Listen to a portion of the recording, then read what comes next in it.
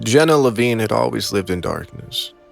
Once her house had been full of sunlight and the ordinary sounds of life. The hum of the refrigerator, the chatter of television shows that she barely paid attention to, and the soft creak of the floorboards as she moved from room to room.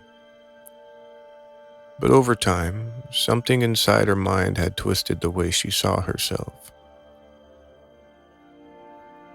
Jenna suffered from body dysmorphic disorder, and it had slowly consumed her whole world. What began as small moments of discomfort in front of mirrors had turned into something far more sinister.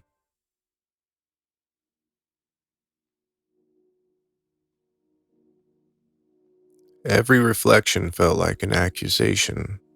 Every glimpse of herself seemed wrong and distorted, monstrous in ways no one else could see. Friends tried to reassure her, doctors tried to help, but the voice in her head was louder than all of them. Eventually, Jenna did something drastic. She smashed every mirror in the house. Glass shattered across bathroom tiles and bedroom floors until not a single reflective surface remained. The silver backing of picture frames was scratched away. Even the toaster was thrown out so she wouldn't catch a glimpse of herself in the metal. And then she locked her doors. The outside world became something distant and unreachable, like a place from another life. Days blurred into weeks and weeks into months. The only person Jenna would allow near her was her sister, Alice. Once a month, without fail, Alice would arrive at the small weathered house carrying 2 grocery bags. Bread, canned soup, bottled water, and sometimes fruit.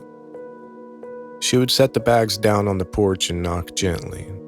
The ritual never changed. Jenna, it's me. There would be a pause. A long, heavy silence that always made Alice wonder if this time would be different. Then, from behind the door, Jenna's voice would come. Soft, quiet, and careful. Thank you, Alice. Alice would exhale every time she heard it.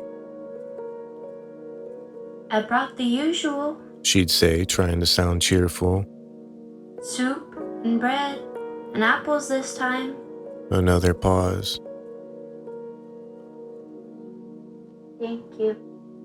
I love you. Alice would smile sadly at the door. I love you too, Jenna. But the door never opened. Not once. Alice would leave the food on the porch, hear the faint sound of the bags being pulled inside after she walked away, and then drive home feeling the familiar mix of relief and heartbreak. This went on for years. Until one month, everything changed. Alice arrived like she always did, groceries in hand, the familiar weight of the bags cutting into her fingers. And she knocked on the door. Jenna, it's me.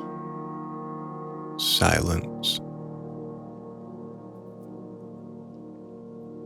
That wasn't unusual. Sometimes Jenna took a minute to respond. So Alice waited. The wind rustled through the trees lining the yard, and somewhere down the street a dog had been barking. She knocked again. Jenna, answer me, please. Still nothing. A knot formed in Alice's stomach. She knocked harder this time. Jenna, it's Alice. But the house remained silent. No voice behind the door, no movement, just a hollow stillness of an empty home.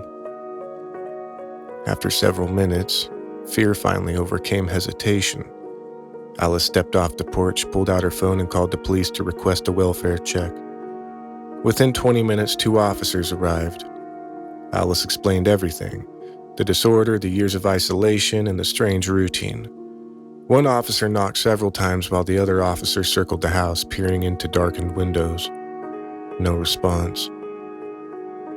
Given the circumstances, the officers decided to enter the home.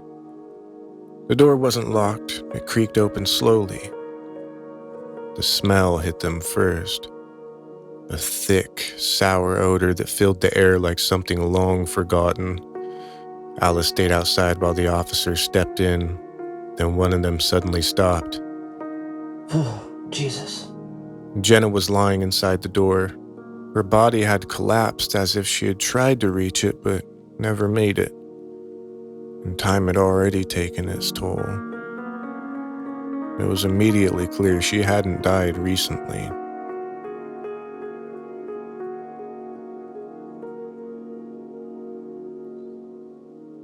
The medical examiner later confirmed it. Jenna Levine had been dead for months. Alice sat in stunned silence as the words sank in. Months. Which meant something impossible. Every month, Alice had come to the house. Every month, she had knocked on the door. And every month, she had spoken to her sister. Alice could still hear the voice in her memory, soft, quiet, careful. Thank you, Alice. I love you. The investigators searched the house thoroughly, and there was no sign that anyone else had been living there. There were no hidden rooms, there were no footprints besides Jenna's. Nothing that explained what Alice had heard. But Alice knew what she heard. Every month, the same voice, right behind the door.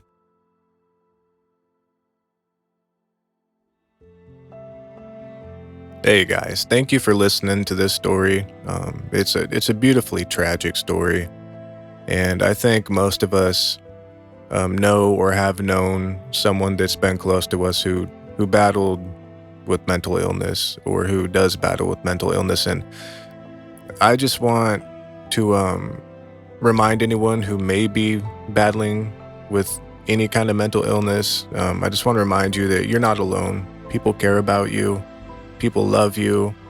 I know it's hard to reach out. I know it feels like most people don't care, but try to reach out to someone who does care and who puts in the effort to care. And to those of you who know someone battling with mental illness, be there for them. Reach out to them, visit them, look out for them, and talk to them. Love them, be gentle with them, and try to understand as best you can what they're going through and how you can help them. It's a very difficult thing. It's difficult to go through and it's difficult to deal with. But I just want to let all of you know that people love you. I love you. And even if you got a vent in the comment section, please do, and I'll respond to you.